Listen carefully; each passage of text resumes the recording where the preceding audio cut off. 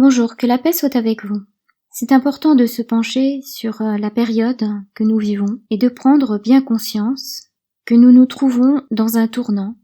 Nous savons que Dieu est le gagnant. Il faut se le rappeler, c'est important parce que cela va jouer un grand rôle dans les décisions que nous allons prendre. Devant nous, il va y avoir un grand défi puisqu'il faudra refuser le puçage et il faut considérer ce puçage à sa juste valeur. Il ne faut pas se fier à ce qu'il représente aujourd'hui, mais à ce qu'il représenterait demain. Nous avons une responsabilité, effectivement, vis-à-vis des générations futures.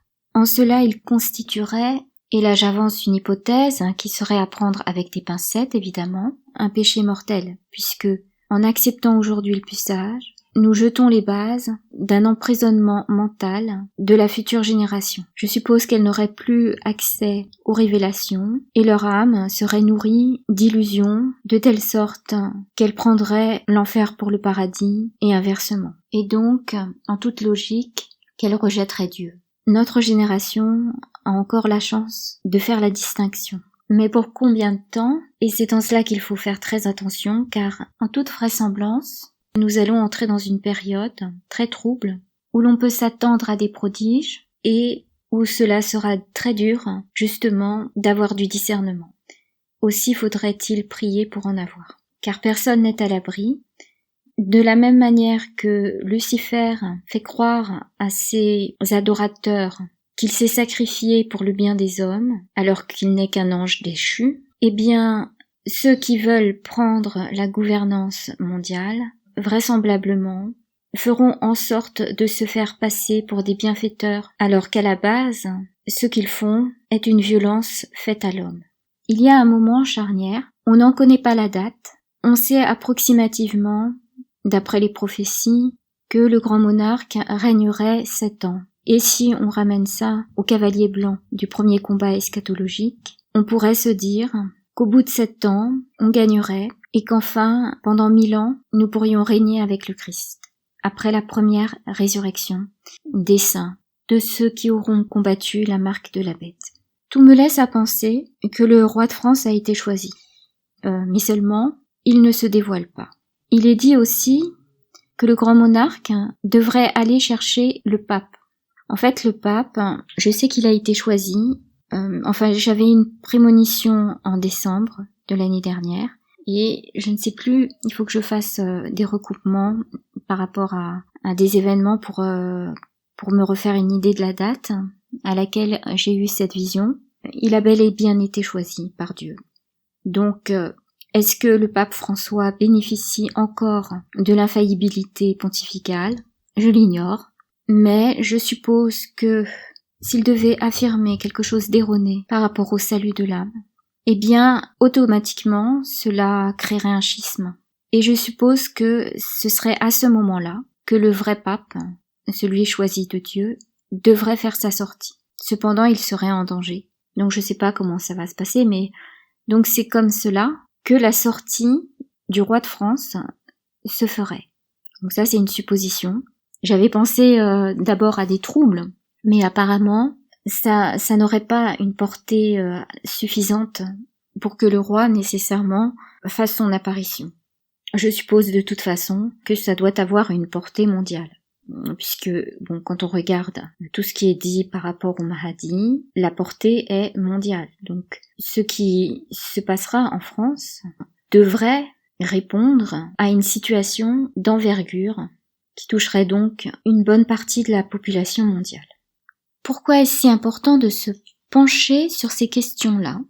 Eh bien parce que les temps qui vont venir vont être assez troubles et le désir que l'on a de sécurité va peut-être nous pousser à prendre les mauvaises décisions, et c'est en cela qu'il faut relativiser par rapport à l'enjeu, et cet enjeu, seuls ceux qui croient en l'existence d'un paradis et d'un enfer vont vraiment pouvoir mesurer la donne. Les autres, vraisemblablement, ne mesureront pas à leur juste valeur les choix qu'ils feront, c'est-à-dire au regard de l'éternité. Bien entendu, au regard du monde dans lequel nous vivons, où l'argent est roi, ils penseront prendre les bonnes décisions, mais c'est sans compter l'échéance. À un moment donné, tout va s'arrêter. C'est donc dans ce contexte où tout est relativisé que je pense qu'il faut se rappeler quelques notions de base. Alors, qu'est-ce qu'un péché mortel, par exemple? J'ai mis le lien vers une vidéo en descriptif, et ça me donne donc l'occasion de mieux faire connaître l'enseignement de Padre Pio, aussi par rapport à la manière dont on peut se prémunir contre le diable. C'est important de se poser les questions maintenant, alors qu'on a le temps. Bientôt ce sera, je suppose, plus chaotique et donc plus difficile de se poser les bonnes questions et de se préparer spirituellement. Je vais un peu à contre-courant de la mode actuelle qui voudrait qu'il n'y aurait presque personne en enfer.